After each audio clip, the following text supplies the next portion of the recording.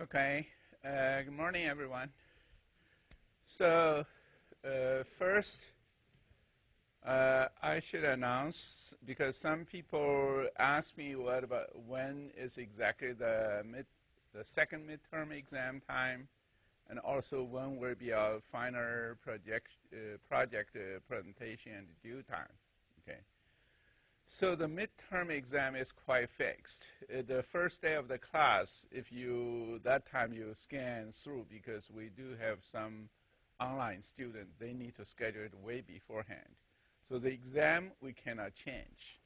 The exam time, we have the midterm exam is, we strictly follow the line. The second midterm exam, we will also strictly follow the line, which is Thursday, April 28th. So that's the same time. You probably can see we were started very early morning, 9:20, and we give you 90 minutes. Okay, so that's the second midterm exam. Okay, we also said the second midterm will only cover the contents after the first midterm exam. Okay, then for the course presentation, if you have to leave earlier or for some reason, you actually can choose this first presentation time is Tuesday, May 3rd, is in the class. Okay, but after that, we got into the reading day, get into the exam week. The majority of the presentation for your report will be in the final week. Okay, of course, this is a graduate level course. I assume you do not take too many courses. But we do partition into several, like morning, afternoons, because it's a large class, and you are required to attend some of them, but not all of them. Okay, that means we partition into several sessions. You're probably in charge of grading several sessions. For anything you are there or you are going to grade, you actually have to attend.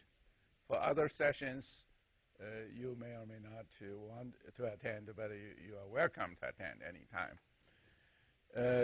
To that context, if you really want to arrange something, for example, your final exam, to try to avoid any conflict, or for some reason you have to leave earlier, there's a possibility.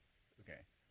The final exam submission time, we have to negotiate it with the whole class.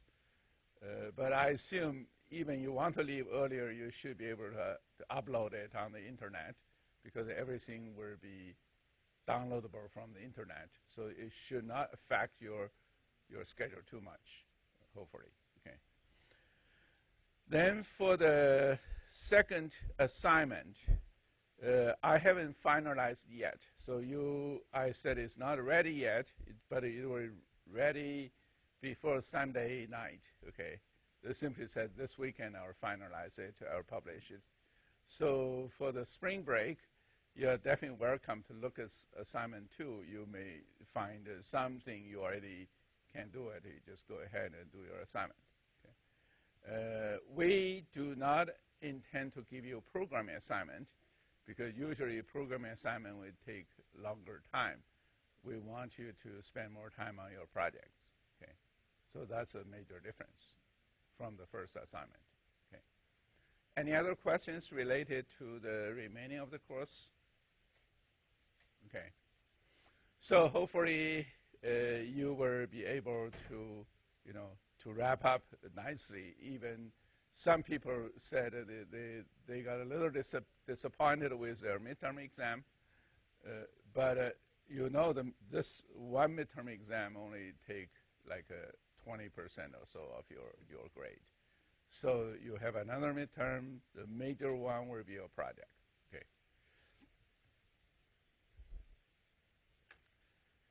Today we plan to finish the text mining part. Then after spring break, we'll start other topics like choose finding, stream mining, spatial temporal data, and some other classification methods. We'll see how fast we can go or how far we can go. Yes?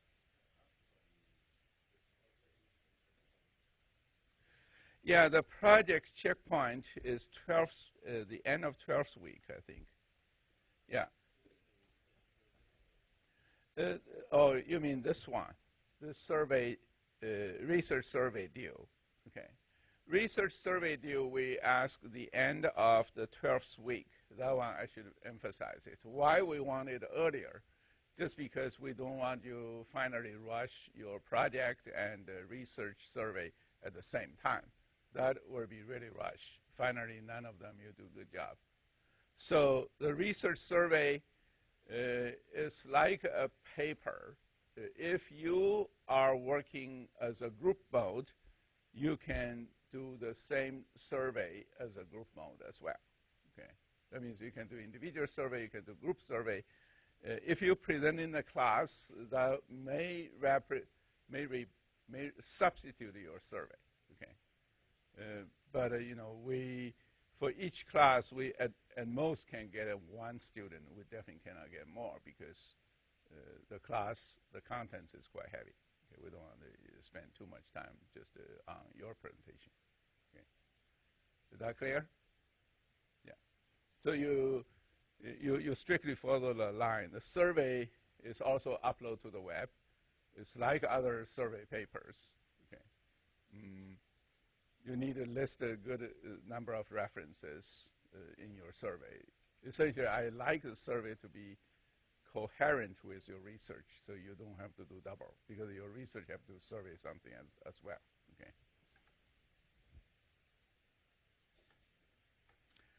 Okay, so we will continue our discussion on recent work on line. Okay, line essentially is a network embedding. You know, then you can do a lot of things.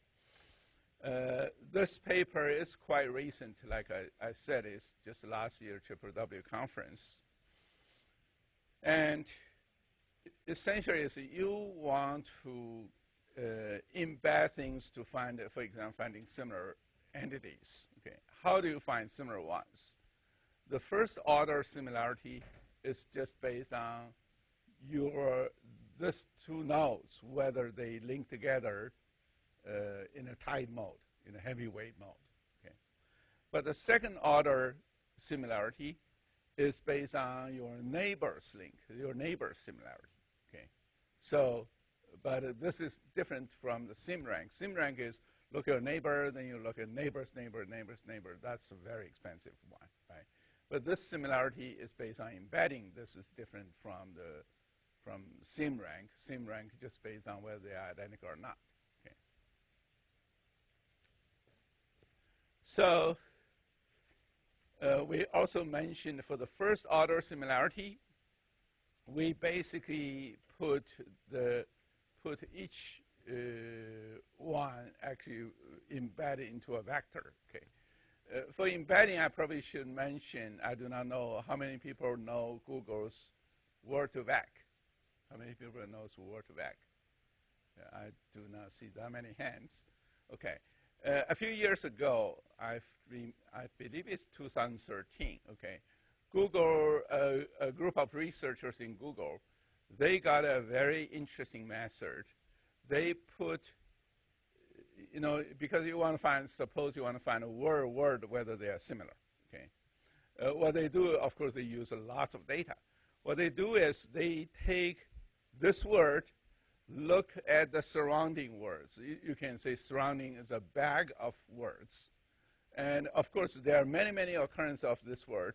You basically, based on many things, you fold their surrounding things into a vector, the vector of the numerical data. How do you fold it? Essentially, you can use, for example, that's exactly deep learning, neural network approach. You can use matrix factorization, whatever. You use reasonably good or dimensionality reduction method. You fold them into a vector of real number, okay? And then if the two words, they share many, many similar neighbors, they basically, you fold them, they can compare in a relatively lower dimension space to see how similar they are, okay? So word2vec has been, since it was published in 2013, it has been very, very popular.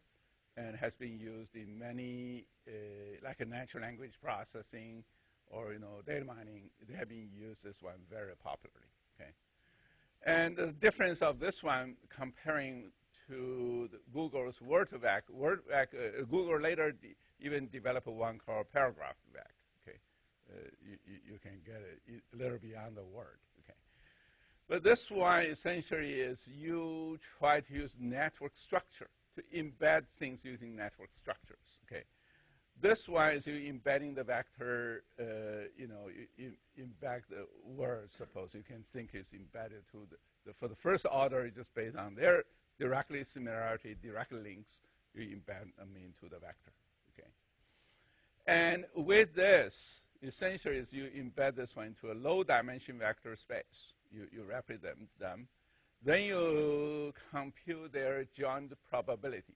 The joint probability means these two vectors, how similar they are, what the link they are, comparing to with all the others. Okay, you probably see this ij is all the other ij's. Okay, you get a joint probability, and you can look at the real world count. You get empirical probability.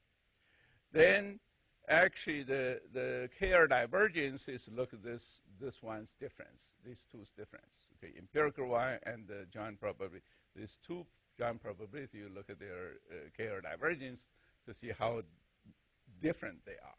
Okay, if they are very similar, of course, the divergence, the distance is almost zero.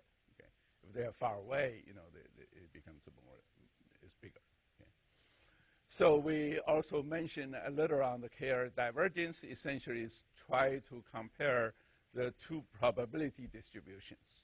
Okay, but if you do not know, I suggest you go to Wikipedia and read some books. You probably can make up the background. Okay. Essentially, the formula is just this formula.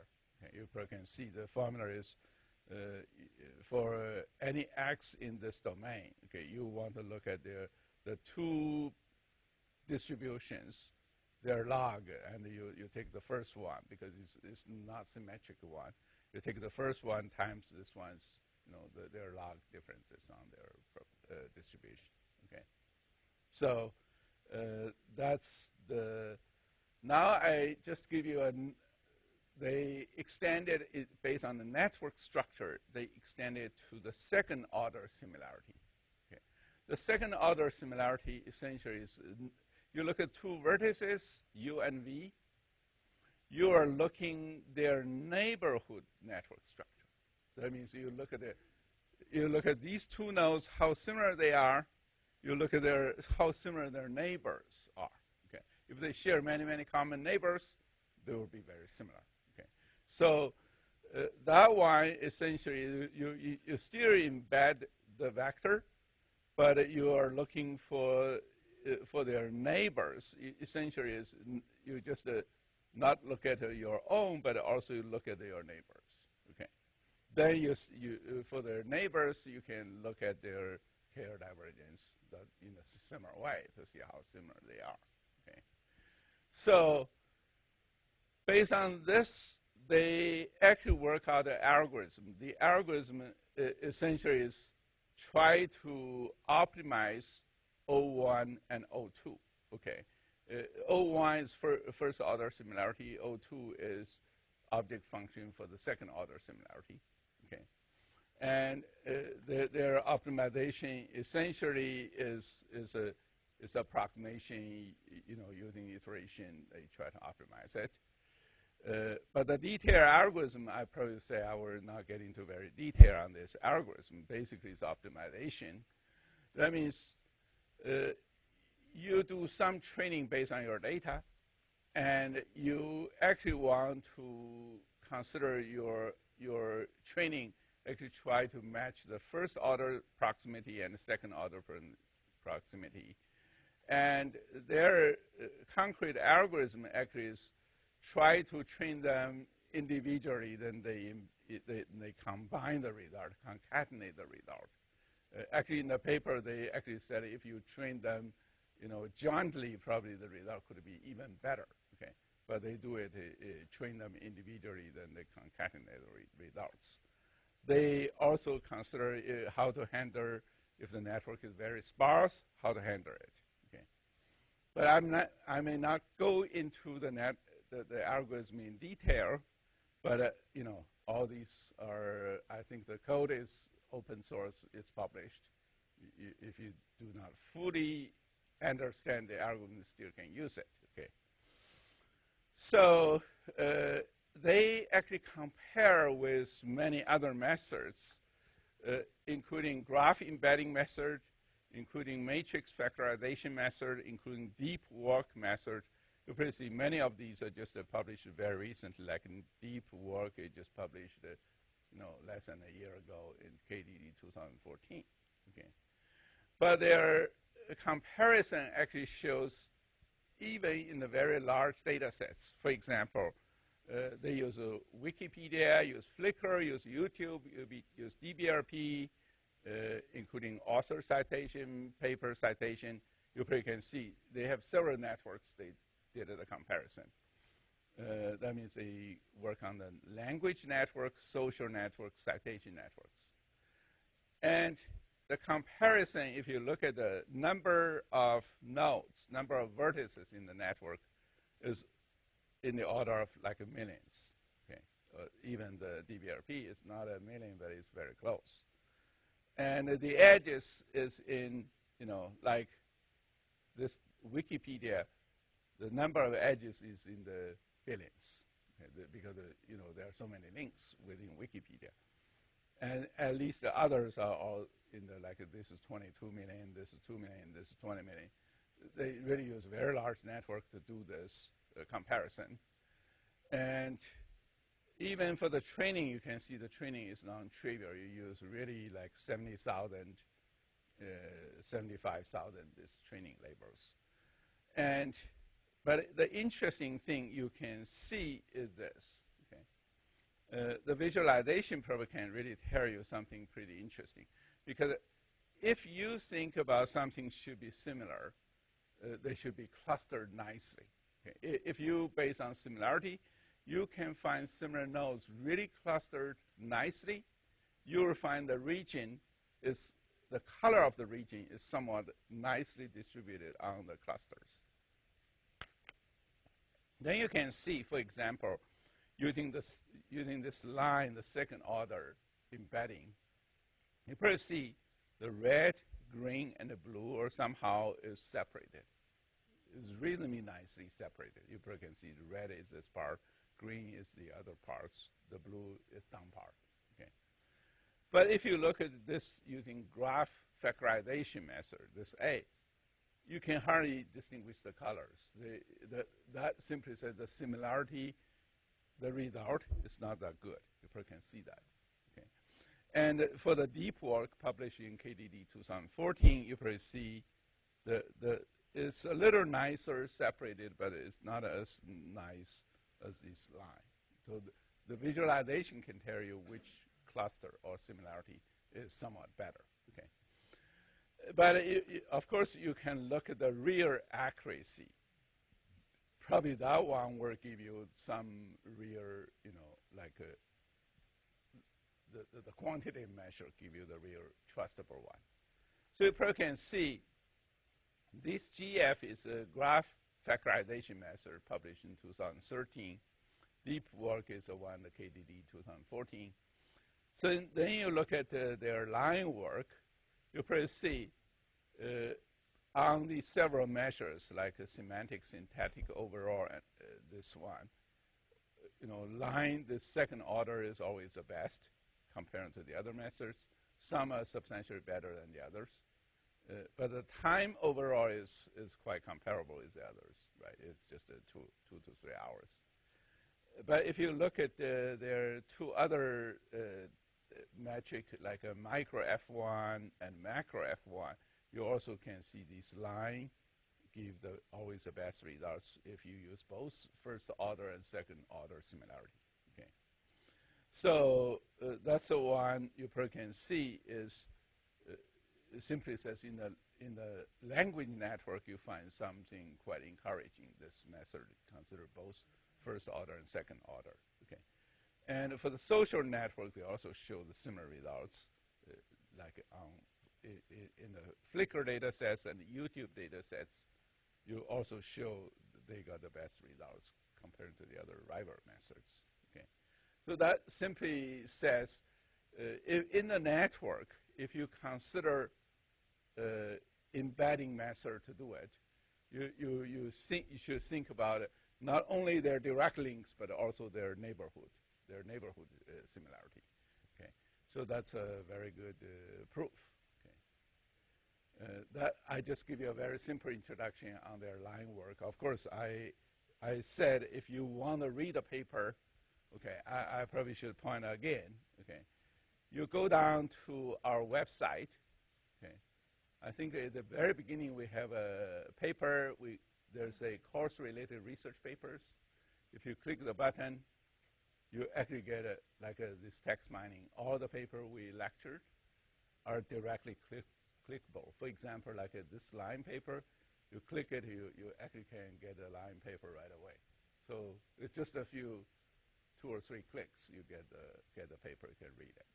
Okay. Every paper we lectured, it actually it's there. You can easily do it. Okay. So that's the one we just mentioned. I just finished this one. This is another picture. You can see the waterfall is really great. Right? Okay, then because of limited time, they have another paper actually on the text, but I don't have time to lecture it. I just skip it. So you probably see, if you download the paper, the slides yesterday, it's different. I just loaded last night. So I skipped one session. I did not completely remove it. I just masked them as a hiding slides. You download it, you still see the slides, but I won't lecture it. Okay. But I will just show you the interesting thing on mining biological relationships. That means we really go down to PubMed, the medical data sets, to show you those methods, how powerful it could be. You can get a very interesting, very exciting results. Just use phrase mining plus line. Okay. Of course, this line is not fixed there. Even our co-author currently sitting in the class, he actually just finished a paper submitted to KDD. He further moved on using heterogeneous network, using MetaPath, and it showed the results even stronger than what they did a year ago. Okay. But I do not lecture it because we have to wait until the evaluation whether the paper got accepted or not. Okay. But I just to show you some very interesting thing is now you go into, suppose, the PubMed database. PubMed is medical publication. Like I said, this data set is far bigger than DBRP. Okay. DBRP currently is all the computer science publications from its starting point, like 1950s until now. Okay. The total number of papers is over 2 million, papers collected in DBRP. But PubMed, the number of paper collected is 30 million. Okay, is far more than on the whole computer science. Okay, and the incremental rate every year, the new paper add into this database is 1 million. Okay, remember computer science got more than 50 years because over 2 million every year they add into 1 million papers. Then you know the medical science, biological science, or related science is far bigger community, right? So they are bigger than computer science community. Okay. But people, you think about it, if you got every year get 1 million new papers, you think the medical doctor or researchers are going to read all these 1 million papers? Nobody can read it, right? It's just too big. So how we really can find something interesting, we probably have to rely on text mining. Okay, that means you mine these millions of papers, what you can get. So this one is a simple demonstration. Using the text mining, you do get something very exciting. Okay, so the problem is, the interesting problem could be this. Okay, the biological relationship extraction could be, if you get genes and disease, okay, you want to extract from the PubMed data sets, you want to extract this disease likely will be linked to with certain genes, at least mentioned many times. Of course, for this mining, you find a similarity or correlation. You will not find whether it's this gene caused this disease. You will not know that. You have to read the article. But at least you know the article. Quite often they mention this genes and mention this disease at the same time. Okay. What exactly you say, whether it's caused, it's not caused, it's prohibited or enhanced or something, I do not know. We do not really try to understand. We just give you the strong correlation. Okay. So then the doctors or researchers can just look at this and go into the documents and read by themselves, right? So you probably can see gene, disease, drug, pathway, drug, target gene. Those, if you can find those relationships from millions of documents, it definitely it's very valuable. Right? You just think about it. If, for example, the doctor dealing with one patient that got cancer, okay, but he knows this patient also have heart problems. So how you use this drug, whether it will affect the hearts or not, sometimes it's life critical, right? So they may want to see whether there's any previous studies this drug may relate to this heart disease. Okay? Then they will see whether there's any article, there's a warning sign, or there's no article, you just use it. Okay? So that means actually it's very helpful for people. I actually last December I went to UCLA. Went to their medical school. There's one expert on heart disease. She actually mentioned this explicitly. She says how important it is because they know the drug has effect and side effect to other things. The doctors working on heart, they are not aware. The heart may have some effect on the cancer, okay, but the patient may really have multiple problems. Okay. So that's the reason you need something powerful using computers. Okay. Now there are several things you can see. One thing is you do need phrase mining. You think about this. Okay, you just say cancer. Okay, that doesn't mean any. Of course, it means something, but it doesn't mean something accurately. But you can see here that they said. This one is non-small cell lung cancer. That's a very accurate one, okay? And here you can see this is acute myeloid leukemia. It's not just leukemia. Of course, you can say blood cancer or something. But they have a phrase to precisely describe the problem, okay? So that's why the phrase mining becomes important, because sometimes the phrase is pretty long, but it's very meaningful. Okay. Now, but another thing is, it is very sparse because you think about it. You get a disease and genes in the abstract mentioning. It's not that many, so the whole thing is very sparse. Of course, another important thing is they describe this. You have to really go into the text to see what's happening, but this definitely will help. Now, I just, this one is the line paper. We just said you find similarity between directly, the first order, you find similarity on the neighbors, the second order, okay? So the important thing is you get from the raw text, you may want to get a co-occurrence network. That means something happened together. So what you need to do, you can think about this, is you may want to first do phrase mining. Okay, you find those phrases, or some phrases you may get it from the medical dictionary, of course. Okay, you take those phrases, you look at their co-occurrences. Okay, but the interesting thing is using this word co-occurrence network, you will be able to get this similarity. Using the similarity, you actually work out different vectors. This vector actually becomes very, very useful. You can do almost like an algebra. Okay? The algebra like this. Okay? If you find A and B is certain relationship, for example, A is a drug, B is a disease. That means this drug is highly related to this disease. Likely, you get this cancer, likely using this drug may help. Okay, so this is drug disease. And the second one, C, this proportion actually is very interesting. You get it, suppose A is one kind of drug, say aspirin, okay? And this C could be another drug, okay? Then B is a disease.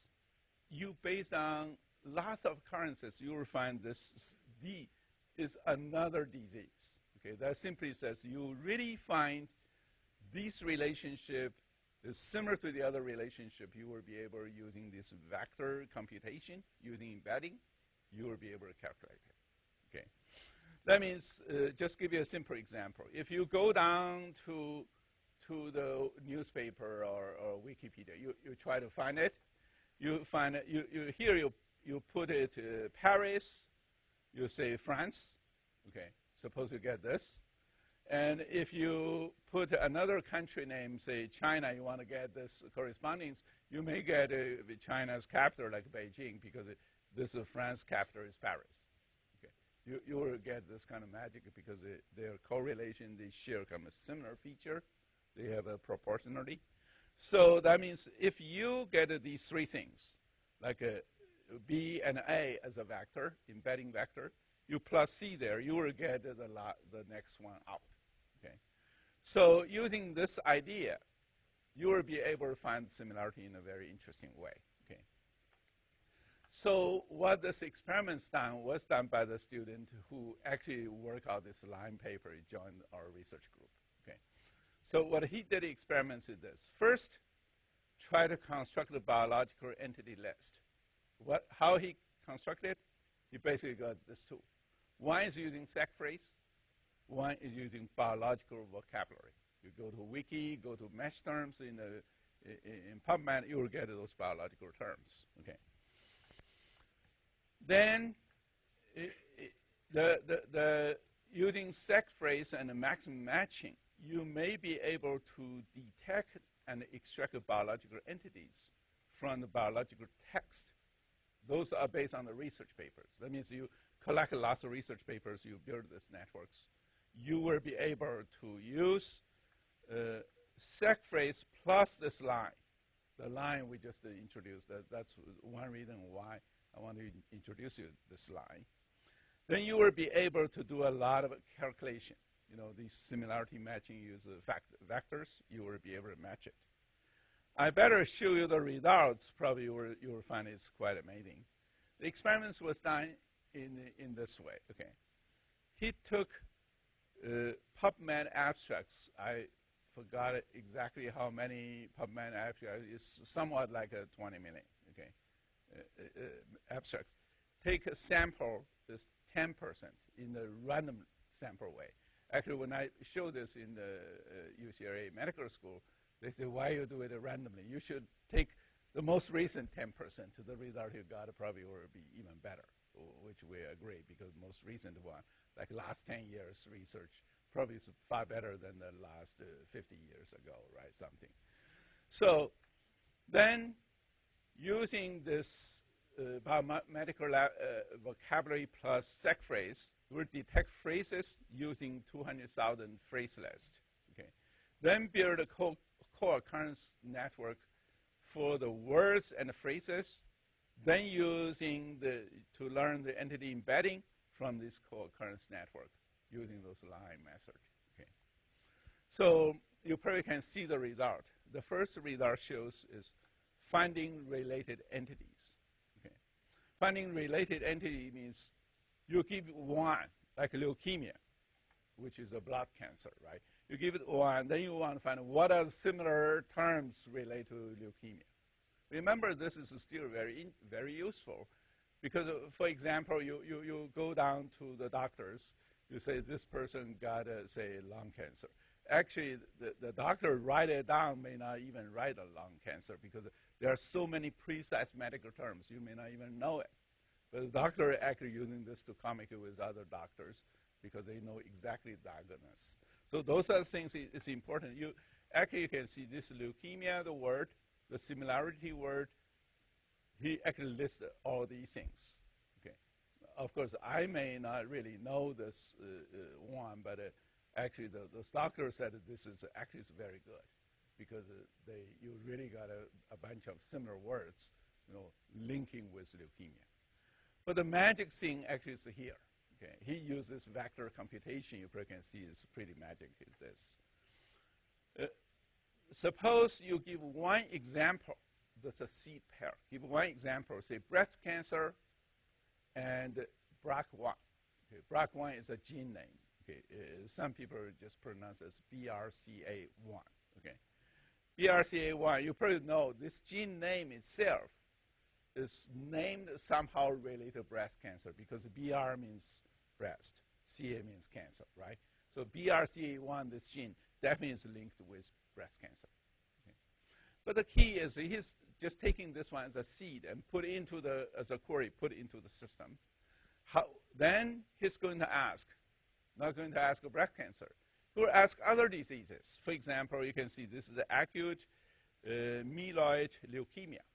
He will say, what are the genes or what are the other entities closely related to leukemia, similar like a BRCA1 linked to breast cancer. Okay. That's the one you will be able to find what's a closely related gene or protein names linking with this kind of leukemia. And he found this, you can see.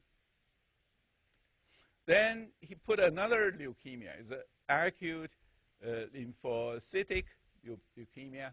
I do not know what it is, but it's another kind of blood cancer, right? So then you see it's different sets of genes or different sets of proteins, those things linking to this problem, okay? And you can even reverse it. The query, you can reverse it. You can say BRCA1 is in the beginning breast cancer, then this is a gene name. You put another gene name, say ALK. Then the ALK, you can see this is a BRCA1 linking to breast cancer. Okay. He put ALK, he found a small cell lung cancer, non-small cell lung cancer, those things. Okay. He put AML1 and got into leukemia, AML, CML. Okay. You can see, remember, we know nothing about, the software knows nothing about medical science, right? Nothing about English even. Okay. But you probably can see, you go down to this 10% PubMed abstract, you'll be able to find those relationships. Okay, this relationship, even for UCLA medical doctors, they look at this, they got a very surprised. They say, oh, these really are the genes actually linking with leukemia. They actually know it.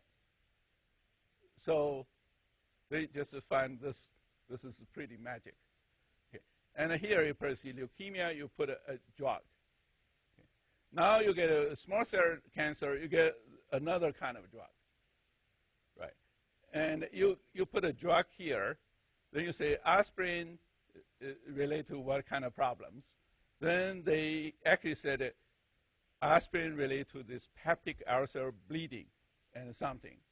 Actually, if you took a lot of aspirin, you may get this bleeding, this ulcer bleeding. Actually, probably the doctor will warn you if you take too long to high dose aspirin, you do have this ulcer bleeding problem. Right? So actually, it's very interesting. You will find the problems, the disease linking with drug. You actually can do the query on the cell. Okay. So that is a very good example. You use this embedding, network embedding, and the phrase mining, you put them together, you get lots of power.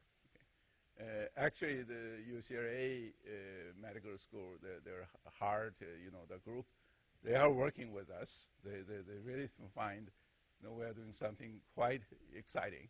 They're working with us. They give us disease, drugs and all these things. They just say, you just mine the PubMed data. Then later, if you do well, they may have lots of health medical record, millions of them. Of course, we cannot get the patient's record, but they say they can use a method in their medical school. They can do mining, okay, because it's pretty powerful.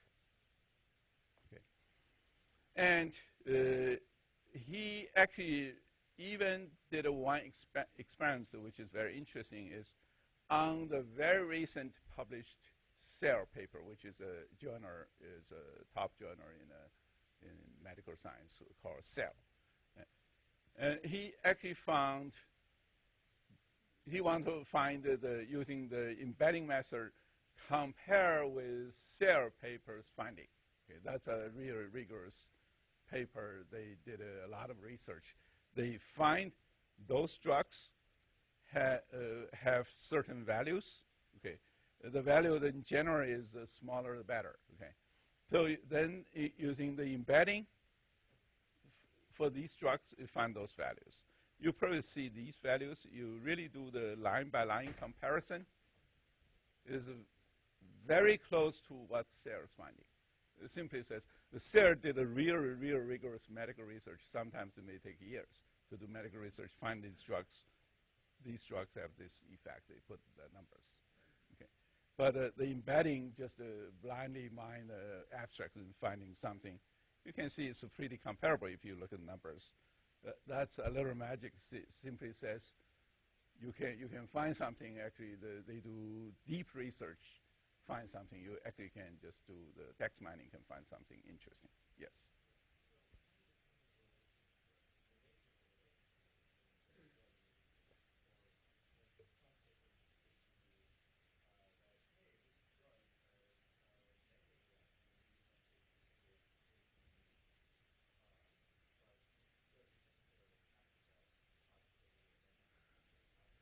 Yeah, that's a very good comment. The comment says we found the correlation. We actually do not even know it's positive or negative.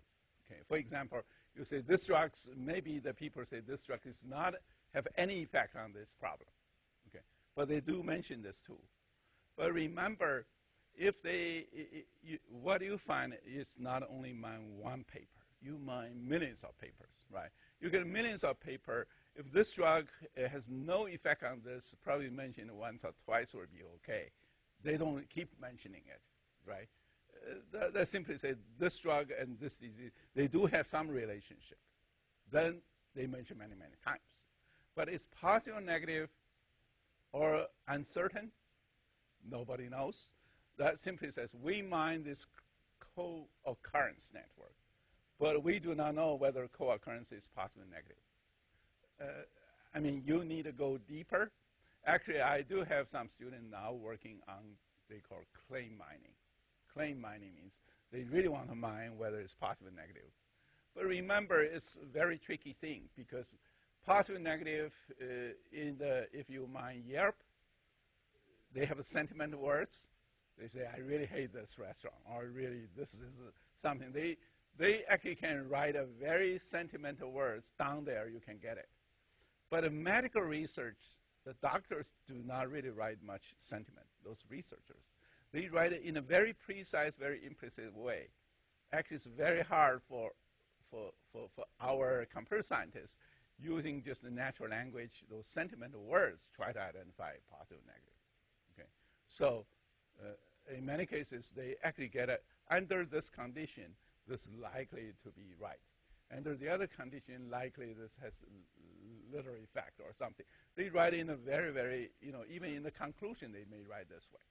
Okay, so it's still a big open research problem to get it straight out by machine.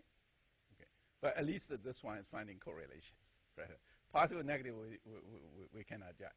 Okay, but it's good enough for a medical doctor that actually save there a lot of time. Okay, that means you cannot substitute human being, at least at this point, but you can help. Okay. So there are lots of future work can be done, but just to give you a simple example, this is very exciting. Okay, you think about it, you get millions of documents. Nobody wants to read 1 million paper a year, right? So that's just to give you an example. Is about the medical science. You can use text mining to do something pretty interesting. Okay. Now, before I finish the text mining, I introduce you the final paper I want to introduce you is a paper just done by Jialu Liu, who actually was the first author of seq phrase. Okay. After sex phrase, he did this one called Lakey. It's a latent key phrase inference. Okay. That's a paper not yet published, but it will be published next month in Triple W. I think it's probably in San Francisco or someplace. But anyway, Triple W, of course, is a very competitive conference. You see, we got this line was published in Triple W 2015. Okay, and this Triple W 2016, Jialu got a paper here, and actually, before the paper got accepted, he already got the PhD preliminary exam, and Google Research already hired him, waiting for him to graduate. Then they will grab him because they found the several pieces of work is really like a milestone work. Okay, they really like his work. So this work, just to give you the general idea, is you get a document. Okay, you get one document or a set of documents. You want to represent this document using some way or simple way people do not have to go into a document and read every line. Okay, but how do you automatically summarize, represent these documents? Okay. Actually, there are ways. For example, you probably heard there are like a topic model. Okay. That means you go down, you can say, oh, this document using, say, LDA. You are going to get a bunch of words in some probability. It's a generative model. You generate, say, this document covers 3 topics, and the topic words you can put it in. But single word usually sometimes is very hard to represent the meaning. Like we use this support vector machine. You partition them into support or machine or vector. It may not put in the right topic, right? So the interesting thing could be whether we can use a set of key phrases to represent a particular document or particular phrase to describe this in a very, very meaningful, semantically meaningful way. Okay.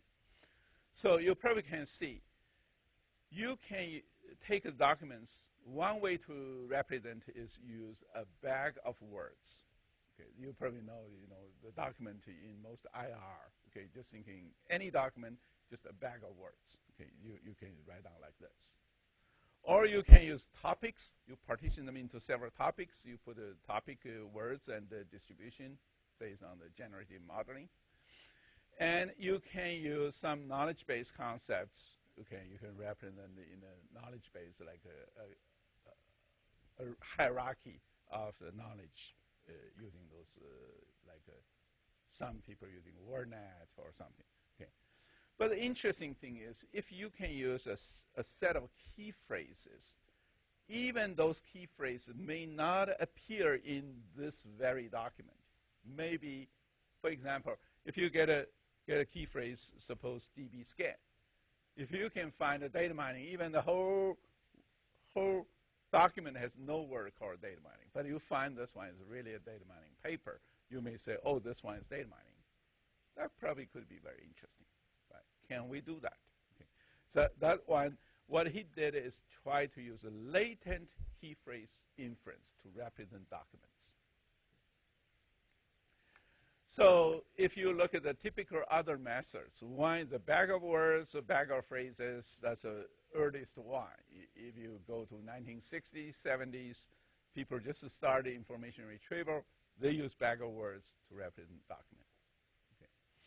But later, like the LDA, like topic model, is very popular.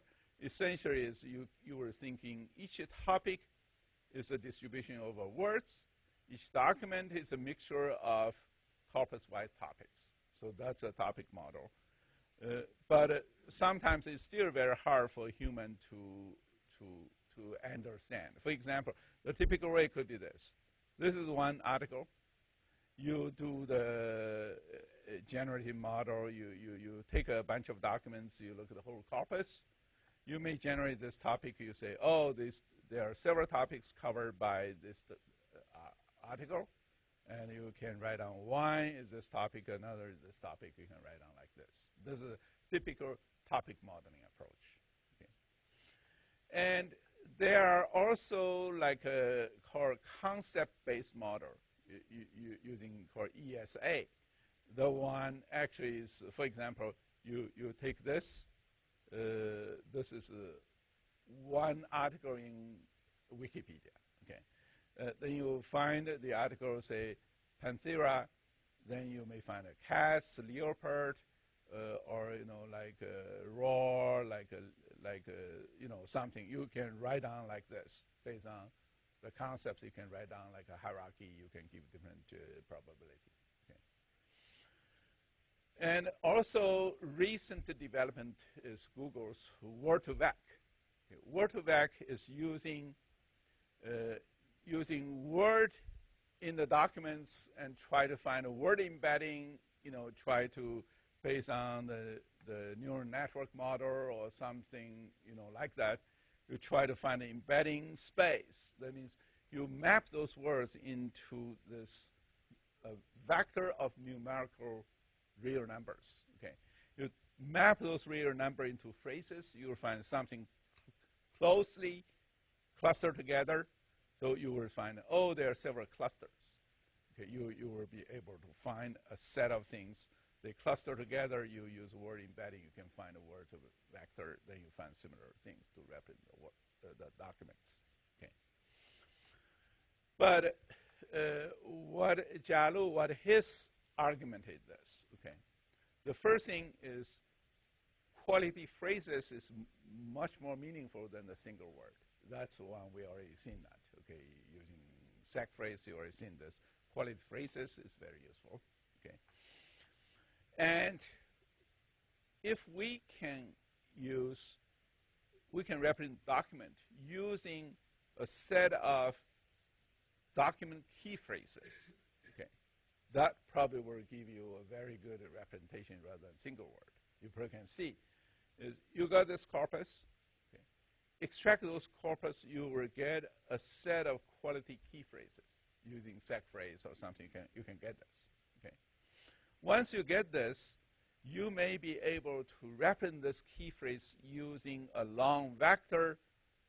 For this particular document, you may say this key phrase occurred, the probability is 0.1, this one 0.2, this one is 0.6.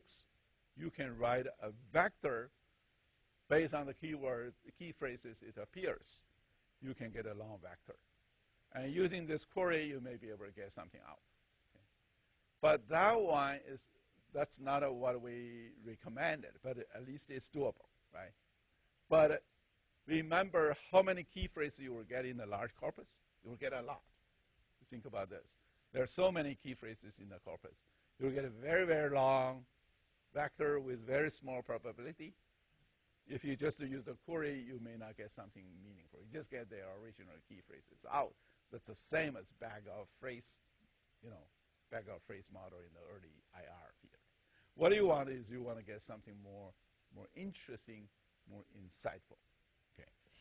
So the first thing is how to get quality key phrase. He already solved this one in his own Sigma paper. Is mining quality phrases. That's his SAC phrase method. Now he moved on. He says, I do not just want to get this. I want to get the latent, related key phrases. Latent means it may or may not really happen right in this document. It may be in other documents, but it's so closely related, so summative, I may want to use it. Okay, those are latent key phrases. Another is I want to use highly related ones. Okay. So how to get this is his major study. Okay. The major study, what he was thinking is this. Okay. At the very beginning, you may get a bunch of key phrases. Okay. For example, you take this document.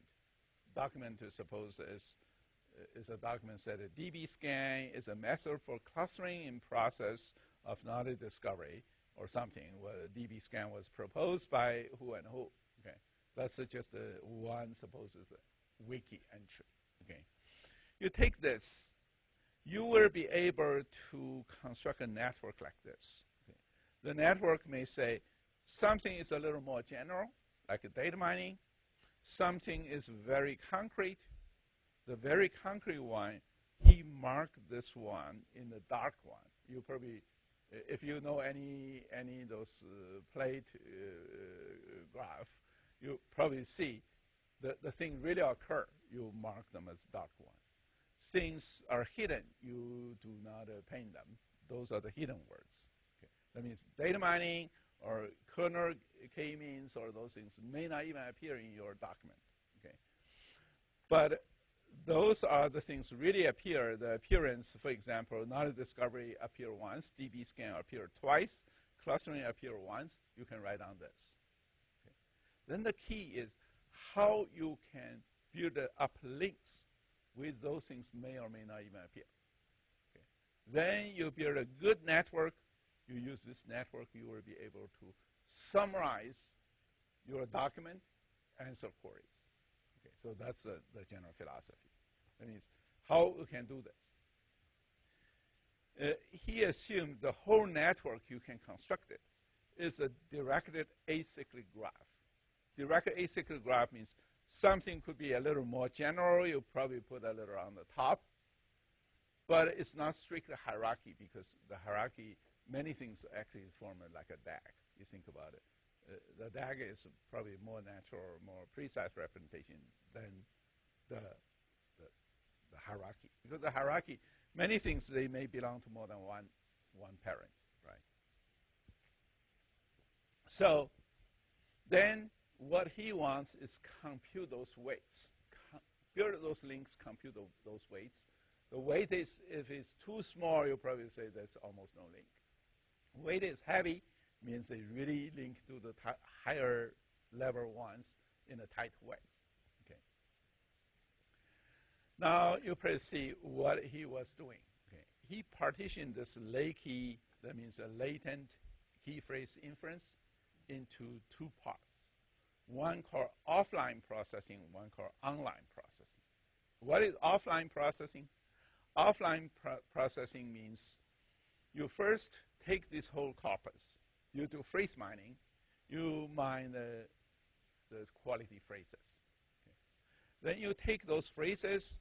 You try to build a network and compute for each keyword, like kernel k-means, DB scan, or data mining.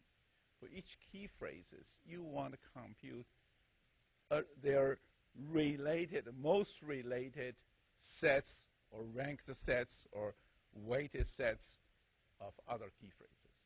That means you try to compute their conceptually, try to compare their neighbors. Okay. Every phrase, their neighbors, close neighbors, form a circle, a cluster. That cluster, of course, you can roughly find a boundary or something, and he called this one is silhouettes. That means you find a kernel k-means. Of course, itself is closely tied with this one. Like a kernel k-means, closely tied. Then clustering, kernel, RBF kernels, all these things are closer to this. Okay.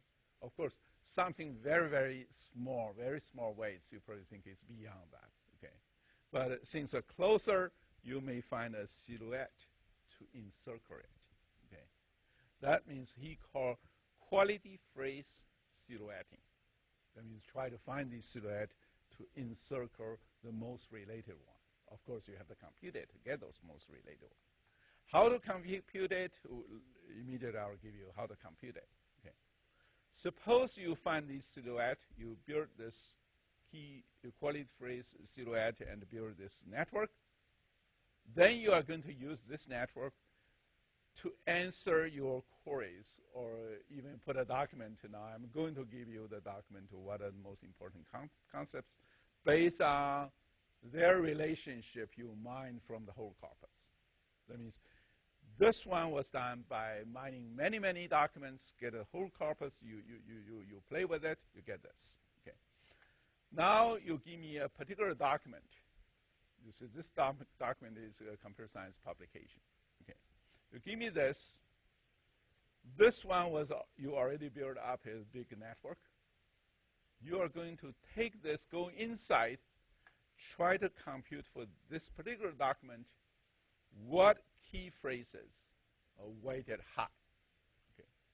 That means you are going to describe this document without reading it. Okay, fine. You go through this network. I will give you a long vector. Those things weighted high are the phrases describing this document. Okay, because based on this network constructed, you are going to find the more highly weighted, silhouette to describe this. Okay, that means you take this, say, Wikipedia article, you put it in, they will say, oh, actually, this one is knowledge discovery. This one is density-based clustering. They are going to give you what is DB scan. Okay, they give you those phrases. Okay, that means they automatically read and summarize the documents in a set of weighted key phrase. Okay. So how you construct a network becomes the key part. That means you got lots of documents, lots of the key phrase in the document. You try to construct this network. Okay. This network, he did this one is learning hierarchical Bayesian networks. Okay. The Bayesian network is a DAG. And his Lakey algorithm essentially is try to learn this hierarchical Bayesian network. Okay. The Bayesian network is, if you study the probability graphic model, you know these are the contents already shown in your document. Okay. But the top part are the quality phrases in the latent space. That means you do not know. Okay. But based on statistics, you are going to build those links and adjust their weights. It's kind of a neural network. You can think it that way. You adjust these weights. Finally, you are going to learn the link weights, and you learn the whole network structure. Okay, so he basically partitioned this learning into two steps. One called model learning is learning the link phrase, the link weights. Another one called structured learning is learning the network structure. Once you get this network structure, later you can use it. You put a phrase in, you put a document in, they will give you all the surrounding things and all the important things. Okay. Now, how he could learn it actually will take more than 20 minutes probably to really digest this. Of course, it's in his paper. What he did essentially is this. He used maximum likelihood estimation to estimate this network. Okay.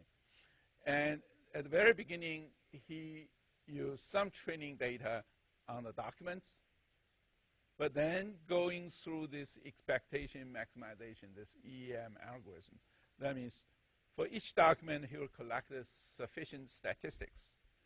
Then, based on the neural network model, you will do link firing. Okay. Then you do the node activity probability calculation. Then you can update the link weights. You go back and fire it again. Okay. So this detail one essentially is that's why people say those deep learning actually is very useful. You probably can think this is very, very similar to that part. Okay. Essentially, is you get into this network. It's Bayesian network. You keep computed. It's like in a neural network in the deep learning way. You go through this, you will calculate the weights, the correct weights. Okay. Of course, the detailed algorithm is in the paper. I will not put it down, but you can download it and read it. But I probably want to show you, what is the result you really can get using this process. Essentially, is you first do the model learning, then you do the structured learning. That means you based on the model. There are connections. You try to learn the structures. Okay. And then you probably can see then the second step, the online step, is you can give me a single phrase or you can give me the whole document. Okay. Then you go into this construct network. You are going to compute your vector. Okay. In computing a vector, you can actually the computation, that means given the network, how to compute it is using approximate inference. Okay. using some kind of like a Gibbs sampling plus the pruning plus scoring, and finally you will get this vector. Okay. But I will show you probably more exciting is you first see the result, the comparative studies with all the previous methods. Then you see why this method has its very strong, very good strengths. Okay. Of course, he developed this method, want to convince reviewers this is worth publishing, is a really good method. He has to compare many, many known methods. Okay. The later you publish, the more things you have to compare. Okay, that's the nature of the research. Okay, you probably see he compared with ESA algorithm called explicit semantic analysis, knowledge-based link, KB link, use link structure in Wikipedia, bag of words model. This ESA-C means actually it's one version to replace wiki with domain corpus. The latent semantic analysis, LDA is the most typical topic modeling method, which is very popular used. Word2Vec is Google's 2013 method, very influential, Word2Vec. And EKM is explicit keyword detection method. Okay. So you probably can see he compared based on all these training, and what he used also very large data sets, like academia data, like computer science data is 0.43 million documents. Europe is 0.47 million documents. You have lots of words, like all of these words is in the millions. Okay. So you probably can see he give you this result, probably just the numbers you may see is pretty amazing. It's in the things. He first worked on this phrase relatedness correlation study and look at the accuracy. Of course, the accuracy is compared with human labor things.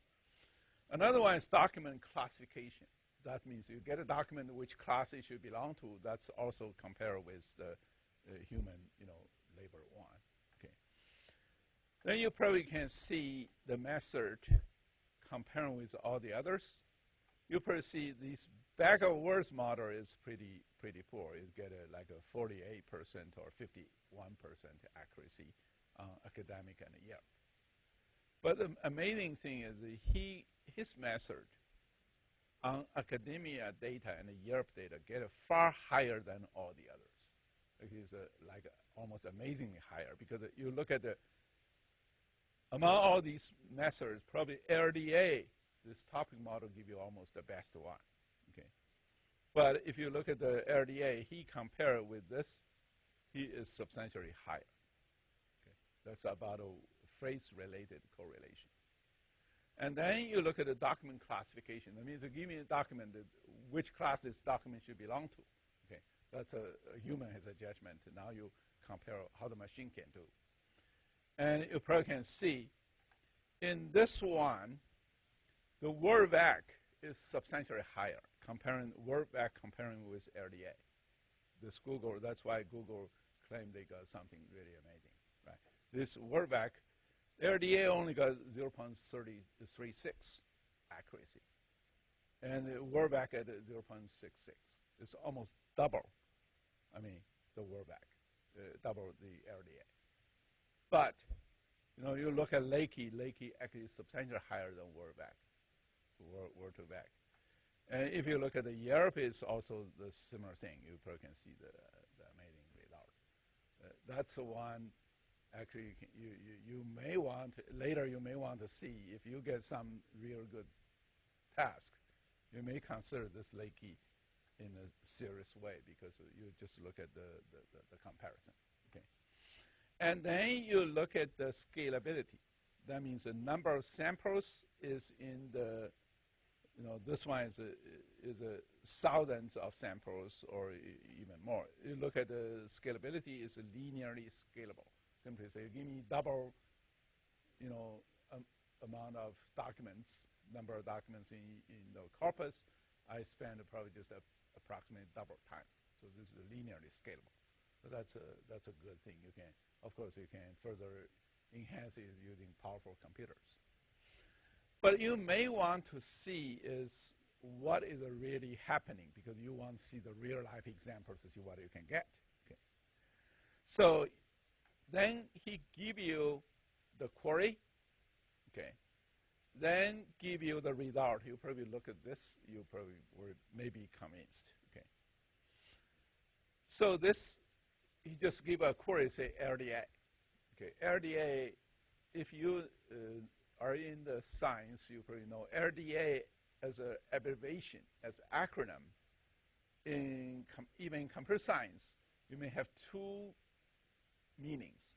One, LDA means latent delicially allocation. If you do natural language processing, like information retrieval, people say LDA, you say, oh, that means latent delicially allocation.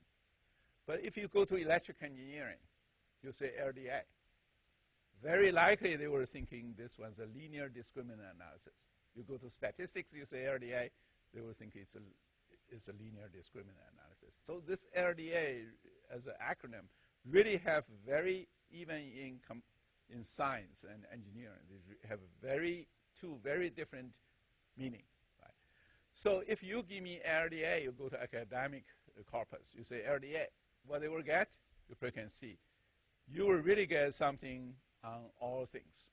You get a key phrase, this is the silhouette surrounding this LDA. What you will get, you get a linear discriminant analysis, latent delicially allocation, topic model, topic modeling, face recognition, SDA. Face recognition is image processing. They use LDA, likely it's a linear discriminant analysis rather than latent delicially allocation. They put those things in. You probably can see they are very, very smart. Okay, you really get LDA, consider both acronyms. Okay. But if you just add one more thing, actually he put a demo there. You can really try it. That's the demo. He published it. Anybody can try it, even the reviewers. Okay. You look at it. LDA, he put a topic there. Now these things immediately change it.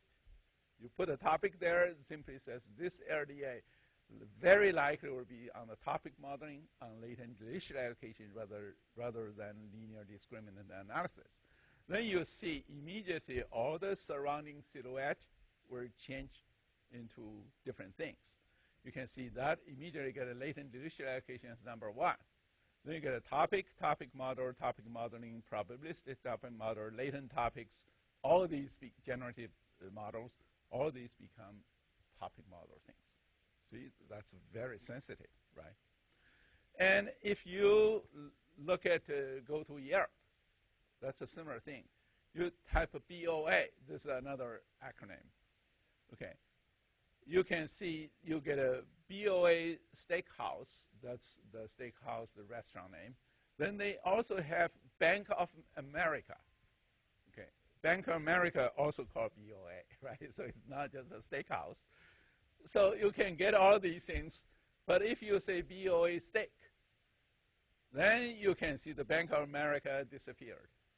Okay, you get all the silhouette become steak, strip steak, BOA steakhouse, steakhouse. So it's a very sensitive. They can recognize what do you mean. Okay, then of course the other thing I'm now showing you the longer document. Okay, for example. He put one of my papers, earlier papers, the FP Gross paper, called Mining Frequent Patterns Without Candidate Generation. That's my paper. He put the title there to see what are surrounding things. Actually, it's very interesting. He found mining frequent pattern, candidate generation, frequent pattern mining, prone, FP Gross, all the things, the trees, all these things to grab out. Okay, it's very magic. He actually, this is just one, he just mined the DBRP. Then he can get all these interesting things to recognize this title means what. It's very smart. Okay. You put the whole documents in, he give you all the summaries or something. So it's amazing. This is Academia Europe. You go down to his website, he give you a link to this Lakey. You can play with it. Especially you're a computer scientist, you can play with it. You will find the magic things he can get. Okay, just go through this document. Remember, go to different documents, different corpus, you get very different things. Okay, Here you get LDA means this. You go down to, for example, Disneyland, you get LDA. It may mean something very different. He will give you, just mine that document, mine that corpus will give you very different things. And it's very smart. Okay. So I finished this part. So I finished text mining. Okay. You'll probably see all those papers are very recent. 2015, 2016, I did not discuss anything before that. But it's a very exciting field. You get in, you probably find that there are so many things to do. Okay. It's just a starting. Okay. Remember this week we invited one professor as a PhD, as a faculty candidate, Professor Yan Liu. She did so many work, get so many papers published on the time series data mining. The final conclusion in her final slide said, I found this field just started. Okay, so you probably see that's the same thing. You probably say the text mining just started instead of finished. Okay, thank you.